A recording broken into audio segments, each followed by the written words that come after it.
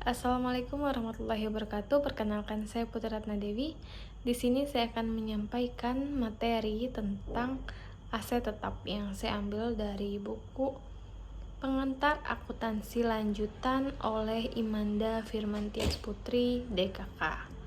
Nah, dalam pokok bahasan kali ini saya akan menjelaskan tentang karakteristik aset tetap, pencatatannya, penilaian dan penyajian, penyusutan dan penetapan. Nah, apa aja sih karakteristik dari aset tetap? Jadi, suatu perusahaan itu pasti memiliki aset tetap ya teman-teman, yang digunakan untuk operasional perusahaan. Aset tetap sendiri itu seperti bangunan, kendaraan, tanah, mesin. Nah, beberapa karakteristik aset tetap sebagai berikut. Yang pertama itu berwujud. Artinya setiap aset tetap itu memiliki wujud secara fisik, jadi dapat kita lihat. Kemudian memiliki umur ekonomis lebih dari 1 tahun. Artinya aset tetap digunakan untuk operasional perusahaan yang memiliki manfaat ekonomi lebih dari 1 tahun atau 1 periode akuntansi. Yang ketiga, digunakan untuk operasional perusahaan. Artinya aset tersebut membantu dalam proses kegiatan perusahaan. Jadi untuk menghasilkan pendapatan, bukan untuk diperjualbelikan. Itu masuk karakteristik keempat. Jadi tidak diperjualbelikan. Artinya aset tersebut bukan sebagai komoditas. Apabila ada suatu barang dengan umur ekonomis lebih dari 1 tahun memiliki wujud fisik tetapi dibeli perusahaan untuk dijual kembali, itu namanya bukan aset tetap, melainkan persediaan. Kemudian material, artinya nilai yang terkandung dalam aset tetap tersebut memiliki harga yang berarti. Kemudian dimiliki perusahaan. Jadi aset tetap itu bukan sewa ya, melainkan dimiliki oleh perusahaan. Oke, next, pencatatan aset tetap.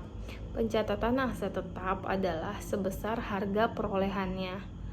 Komponen harga perolehan itu dapat kita lihat mencakup harga beli aset tetap dikurangi potongan pembelian, bea impor bila ada, dan pajak pembelian, kemudian biaya yang diperlukan untuk membawa aset tetap tersebut ke lokasi perusahaan. Misalnya ada biaya pengiriman, biaya asuransi, dan biaya-biaya yang diperlukan agar aset tetap itu dapat beroperasi, seperti biaya pemasangan aset tetap dan biaya pengujian aset tetap. Oke, lanjut ke pembahasan selanjutnya, penilaian dan penyajian aset tetap. Berdasarkan IFRS dan penyajian aset tetap dapat menggunakan salah satu metode berikut. Yang pertama, berdasarkan harga perolehan.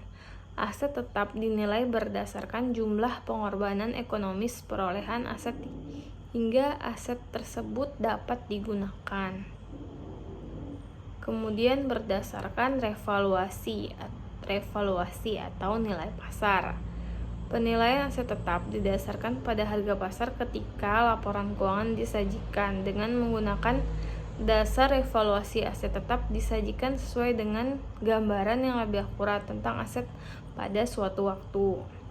Nah, harga perolehan aset tetap berbeda tergantung jenisnya. Misalnya tanah yang dimiliki dan digunakan sebagai tempat berdirinya perusahaan dicatat di rekening tanah. Apabila tanah tidak digunakan dalam usaha perusahaan, maka akan dicatat sebagai investasi jangka panjang. Harga perolehan tanah terdiri dari harga beli, komisi pembelian, bea balik nama, bea penelitian tanah, pajak selama tanah belum dipakai. Apabila ada bangunannya, biaya merobohkan bangunan lama, biaya perataan tanah, dan pajak saat pembelian tanah. Oke, selanjutnya penyusutan. Penyusutan adalah pengalokasian harga perolehan aset tetap menjadi beban selama masa manfaat aset tersebut. Penyusutan aset tetap disebut dengan depresiasi. Ada beberapa faktor yang dapat mempengaruhi beban penyusutan aset tetap, yaitu nilai perolehan aset tetap, masa manfaat, nilai sisa, metode yang digunakan. Nah, metode penyusutan aset tetap ada metode garis lurus, metode aktivitas, dan beban penurunan. Pelepasan aset tetap ada 3 cara, yaitu yang pertama, penghapusan dan penarikan aset tetap, di mana bertujuan untuk membuat nilai aset tetap dan penyusutan menjadi 0. Kemudian penjualan aset tetap. Pada saat aset tetap dijual, perusahaan harus menghitung nilai buku aset tetap.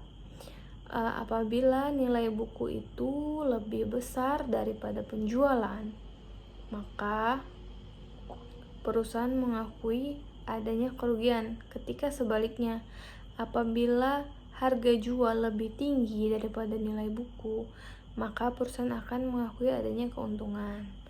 Kemudian terakhir dengan cara pertukaran. Terdapat 2 hal yang harus diperhatikan pada pertukaran, yaitu pertukaran dengan substansi komersial dan tidak ada substansi komersial. Jika dalam pertukaran aset tetap tersebut memiliki substansi komersial, maka keuntungan dan kerugian yang timbul harus diakui. Namun apabila pertukarannya tidak memiliki substansi komersial, maka keuntungan dan kerugian tidak diakui, tetapi dimasukkan ke dalam nilai aset tetap tersebut. Oke, terakhir kesimpulan dari materi aset tetap ini ialah aset tetap adalah aset yang berwujud yang dimiliki oleh perusahaan yang tujuannya untuk membantu operasional perusahaan dan tidak dijual kembali, dan memiliki manfaat lebih dari 1 periode akuntansi. Yang kedua, aset tetap dicatat berdasarkan biaya perolehannya. Biaya perolehannya adalah jumlah kas yang dibayarkan dan diserahkan untuk memperoleh aset tetap tersebut. Selama masa manfaat, aset tetap akan disusutkan. Biaya penyusutan adalah harga alokasi perolehan selama masa manfaat. Baik, terakhir ke kesimpulan ya teman-teman. Jadi kesimpulan kali ini, aset tetap adalah aset yang berwujud yang dimiliki oleh perusahaan dengan tujuan untuk operasional perusahaan, tidak dijual kembali, dan memiliki manfaat ekonomis lebih dari 1 periode akuntansi. Aset tetap dicatat berdasarkan biaya perolehannya. Biaya perolehan adalah jumlah kas yang dibayarkan oleh perusahaan untuk mendapatkan aset tetap tersebut. Kemudian selama masa manfaat, aset tetap harus disusutkan. Biaya penyusutan adalah alokasi harga perolehan selama masa aset tetap tersebut. Nah, pelepasan aset tetap terdiri dari penghapusan, penjualan, dan pertukaran aset tetap. Baik, demikian materi kali ini. Semoga bermanfaat. Wassalamualaikum warahmatullahi wabarakatuh.